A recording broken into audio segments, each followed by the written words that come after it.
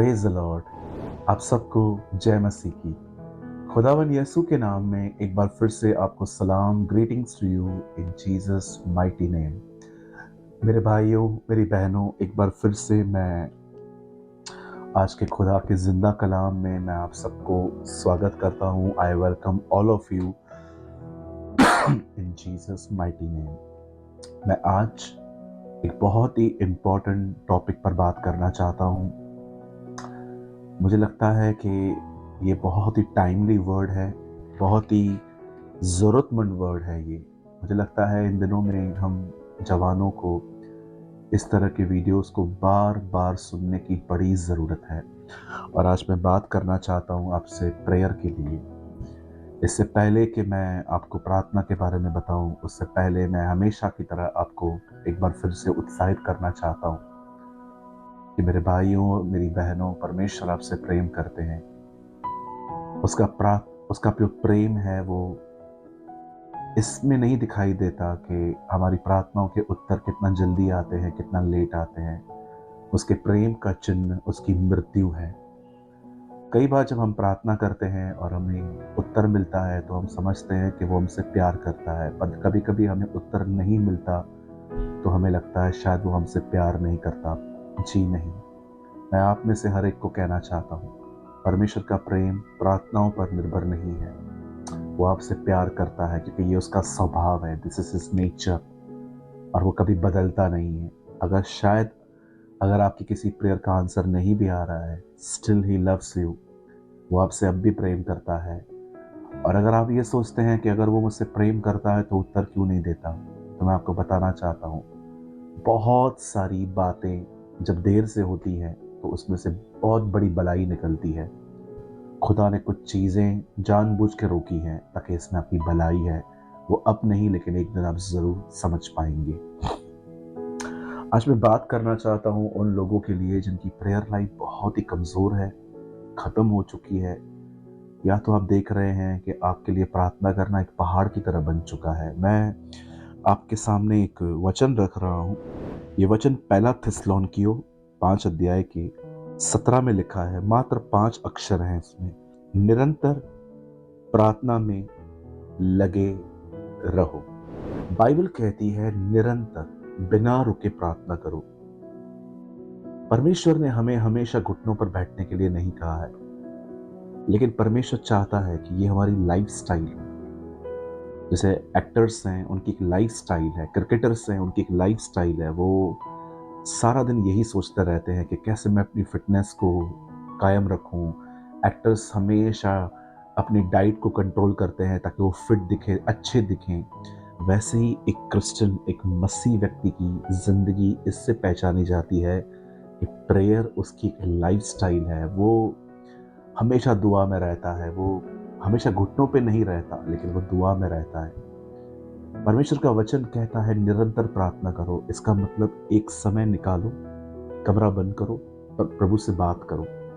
लेकिन जब वहां से बाहर आते हो तो ये न समझो कि प्रार्थना कंप्लीट हो गई। जी नहीं, अब यहाँ से प्रेयर लाइफ स्टार्ट होती है, जहाँ पर हम परमेश्वर से छोटी मोटी और बड़ी बड़ी बातों के लिए, हर बात के लिए हम उससे बात करते रहते हैं। इवन हमारा मुंह बंद रहता है, लेकिन हम उससे जुड़े हुए रहते हैं।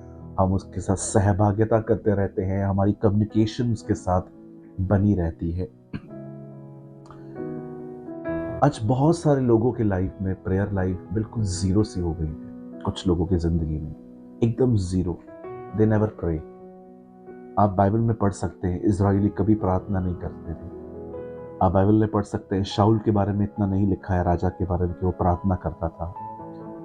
आप ऐसे बहुत सारे लोग मैं आपको बाइबल में उदाहरण दे सकता हूँ जिनके प्रेयर के बारे में कुछ नहीं लिखा गया है। आप कभी नहीं पढ़ोगे कि इजराइल के लोगों ने जंगल में दुआएं की। आप कभी नहीं पढ़ोगे कि इसने दुआ की, उससे दुआ की। हाँ, लेकिन जिन लोगों ने प्रार्थना की, बाइबल उनका भी वर्णन करती है। दानियल, नेमिया, अब्राहम, यहोशापात, हन्ना, और भी बहुत सारे लोग हैं जो प्रार्थना करते थे। लेकिन मैं कभी कभी सोचता हूँ कि जिन लोगों की जिंदगी में प्रार्थना खत्म सी हो गई है, जीरो हो गई है, डेड हो गई है प्रेयर लाइफ, ऐसा क्यों हुआ है? जब मैंने इसके बारे में सोचा तब पवित्र आत्मा ने मुझे एक बात दिखाई, और वो ये थी कि प्रार्थना इसीलिए कम हुई है क्योंकि प्रेम ठंडा पड़ गया है। बहुत बार हम, आप और मैं, परमेश्वर के प्रेम में जब ठंडे पड़ जाते हैं तब हमारी prayer life slowly slowly down हो जाती है और बोझ सी बन जाती है।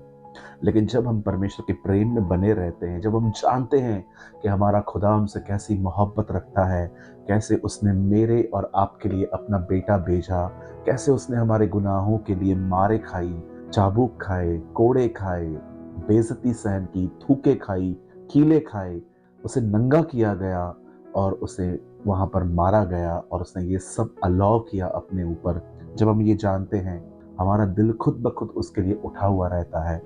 आज मैं आप में से हर एक को, जो मुझे इस समय देख रहे हैं, अगर आप चाहते हैं कि मुझे ब्रदर प्रेमानी, मुझे वापस प्रेयर में ग्रो करना है, तो मैं आपको एक बात कहना चाहता हूँ।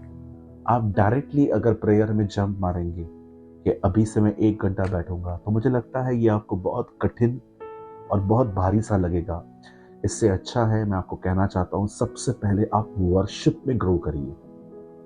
वर्शिप में जब हम आराधना करते हैं ना, जब हम प्रभु के लिए गीत गाते हैं, जब हम ऐसे गीतों को गाते हैं जो हमारी आत्मा को छूते हैं, जब हम परमेश्वर की आराधना करते हैं ना, तब पवित्र आत्मा हमारे अंदर परमेश्वर का प्रेम उंडेलता है।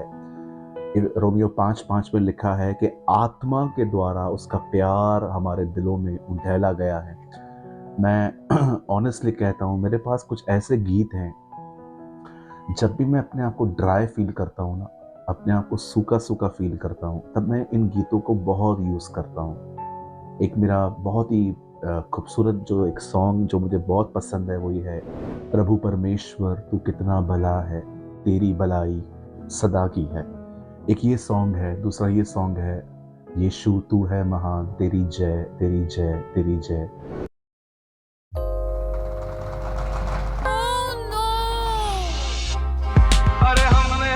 दूसरा ये सॉन्ग है, यीशु तू है महान, तेरी जय तेरी जय तेरी जय। देखिए, ये मेरे मेरे लिए है, लेकिन हो सकता है आपकी जिंदगी में कुछ और गीत हो। परमेश्वर की आराधना में बढ़िए।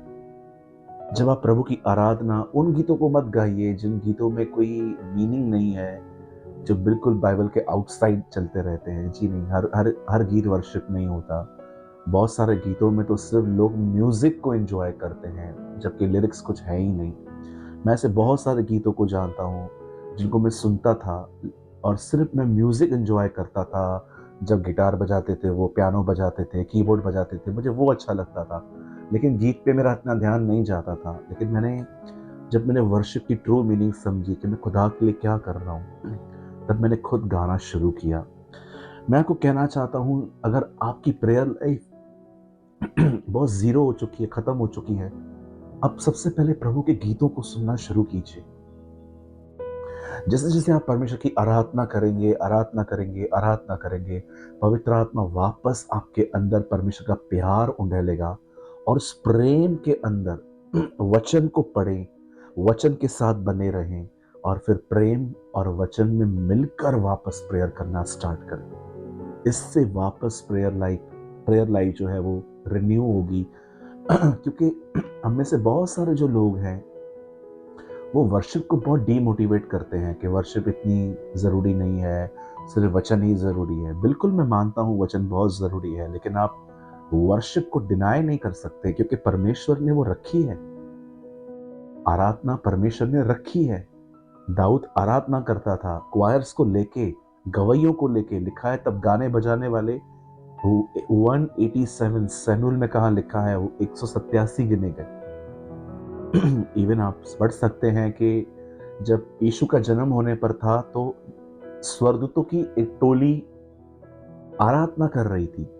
यीशु ने सामरी स्त्री से कहा कि अवश्य है कि हम उसकी आराधना आत्मा और सच्चाई से करें, और इब्रानियों में भी लिखा गया है, तुम अपने मुंह से स्तुति रूपी बलि चढ़ाओ। इट मीन्स वर्शिप करो। प्रकाशित वाक्य गीतों से गूंजता है, रेवलेशन का बुक, जहां पर स्वर्गदूत हर कोई उसकी आराधना करता है।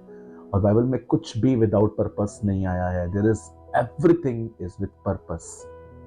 जब परमेश्वर कुछ कहता है करने के लिए, देयर इज अ पर्पस। जब अगर उसने ये बनाया है, दाऊद गीत गा रहा है, तो देयर इज अ पर्पस। परमेश्वर बहुत बार गीतों के द्वारा आपके अंदर प्यार को उंडेलता है और वो प्यार आपसे प्रार्थना करवाता है, वो प्यार आपसे वचन पढ़वाता है। मैं आप में से हर एक को कहना चाहता हूँ, पहले वर्शिप में बढ़िए, फिर खुदा के साथ बैठिए और कमरा बंद करके बैठिए, और उसके बाद जब आप आमीन बोल के उठते हैं तो परमेश्वर से बात करते रहिए। इस तरह से अपनी प्रेयर लाइफ में वापस आइए। याद रखिए, प्रार्थना इसलिए नहीं हो रही है क्योंकि ठंडापन आ चुका है। और आप जानते होंगे हमारे प्रभु के वचन में लिखा है, यदि कोई प्यासा है तो मेरे पास आए और मुझ में से पिए। आप पढ़ के देखिए, पूरी बाइबल के अंदर दो ही जगह है जहां पर यीशु मसीह ने लोगों को कहा मेरे पास आओ। एक, ऐ बोझ से दबे हुए लोगों मेरे पास आओ, मैं तुम्हें विश्राम दूंगा। और दूसरी चीज, यदि कोई प्यासा है तो मेरे पास आए और पिए। इफ एनीवन इज थर्स्ट, प्यासा वही होता है जो ड्राई हो चुका है। जीसस ये कह रहे थे, if you have a dry life come to me, मेरे पास आओ, मैं तुम्हारे ऊपर पानी उंडेल दूंगा अपना, मैं तुम्हारे ऊपर अपना प्रेम उंडेल दूंगा। और मैं आप में से हर एक को कहना चाहता हूं, मेरे भाइयों मेरी बहनों, लर्न टू वर्शिप। सब गीतों को नहीं गाना है, लेकिन वो गीत जिसमें आपकी आत्मा मूव होती है, चाहे वो अर्नेस मल जी के हों या किसी और के गीत हों, मैं आपको कहना चाहता हूं, खुदा के लिए गीतों को गाइए, अब उसके प्रेम से भर जाइए। उसके बाद देखिए आपकी प्रेयर लाइफ काफी खूबसूरत हो जाएगी, आपको मजा आएगा। अन्यथा प्रार्थना आपके लिए एक बोझ बन जाएगी। बाइबल कहती है निरंतर प्रार्थना करो, बिना रुके प्रार्थना करो। कई सारे जो लोग, मैं आपको बताना चाहता हूं, वो ठंडे कैसे होते हैं?